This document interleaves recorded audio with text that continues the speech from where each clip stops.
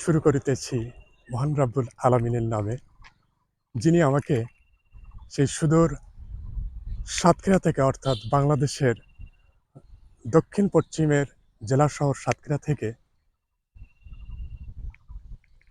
বাংলাদেশের উত্তর পশ্চিমের সেই হিমালয়ের কন্যা নামে খ্যাত পঞ্চগড়ের তেঁতুলিয়া উপজেলা পর্যন্ত এনেছেন।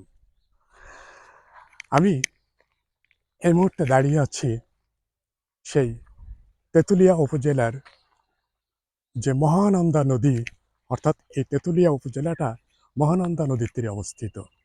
সেই মহানন্দা নদীর তীরেই আমি দাঁড়িয়ে আছি। আজ পয়লা বৈশাখ, শুভ নববর্ষ। সবাইকে নববর্ষের শুভেচ্ছা জানাচ্ছি। আপনারা দেখতে পাচ্ছেন বাংলাদেশ এবং ভারতের সীমানা নির্ধারিত হয়েছে এই মহানন্দা নদী। এই মহানন্দা নদীটার অবস্থান এখান থেকে 18 কিলোমিটার উত্তরে বাংলাবান্ধা, এবং এই পাশেই এখান থেকে এই যে পিছনে যেটা দেখতে পাচ্ছেন, এটা হচ্ছে এই তেঁতুলিয়ার ডাকবাংলো। তো বাংলাবান্ধা থেকে এই তেঁতুলিয়ার পর্যন্ত, অর্থাৎ ওই কর্নার পর্যন্ত পুরা 17 থেকে 18 কিলোমিটার এই মহানন্দা নদী। নদীতে আপনারা দেখতে পাচ্ছেন অনেক লোকজন, অবশ্য আজকের লোকজন অনেক কম, অনেক লোকজন তারা কাজে ব্যস্ত আছে। কি কাজে ব্যস্ত আছে? তারা এই নদীর থেকে পাথর কুড়াচ্ছে, পাথর ওঠাচ্ছে। অর্থাৎ বর্ষা মৌসুমে হিমালয় থেকে পাথর চলে আসে অল্প অল্প, আর সে পাথর এই নদীতে এসে জন্মলাভ করে। অর্থাৎ বলা যায় এই নদীর 4 থেকে 5 ফিট নিচেই শুধু পাথর আর পাথর। আর যে কারণে এই মহানন্দা নদী থেকে যে পাথর উত্তোলিত হয়, সেই পাথরটা সমস্ত বাংলাদেশের বিভিন্ন জায়গায় পাঠানো হয়।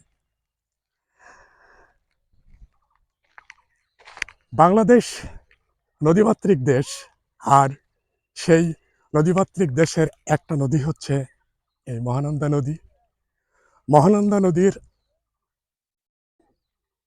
পশ্চিমে ভারত, আপনারা দেখতে পাচ্ছেন কাঁটাতারের বেড়া, আর আমি অবস্থান করছি বাংলাদেশের প্রান্তে।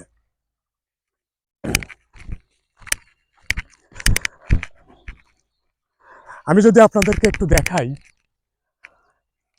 এই যে নদীটা, এখানে দেখেন কিছু লোকজন, যদিও আজকে লোকজন খুবই কম, ঈদের ছুটিতে সবাই ব্যস্ত, ছুটিতে আছে, নতুবা অন্য সময় পুরা নদীতে মানুষজন পাথর উত্তোলনের কাজে ব্যস্ত থাকে।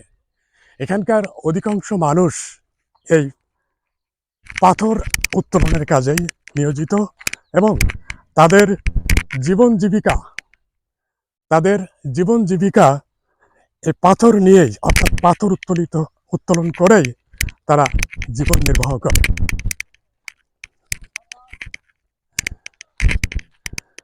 দেখতে পাচ্ছেন সেই মহানন্দা নদী, উত্তর থেকে পানি প্রবাহ আসছে, আর এই পানির মাধ্যমেই পাথর চলে আসে।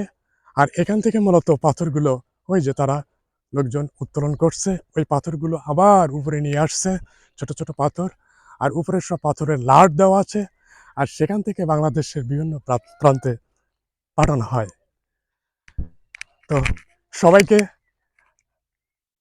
পয়লা বৈশাখের শুভেচ্ছা জানিয়ে, শুভ নববর্ষ জানিয়ে, আমি সেই তেঁতুলিয়ার মহানন্দা নদীর থেকে সবাইকে ধন্যবাদ জানিয়ে বিদায় নিচ্ছি। ভালো থাকেন, সুস্থ থাকেন। আসসালামু আলাইকুম।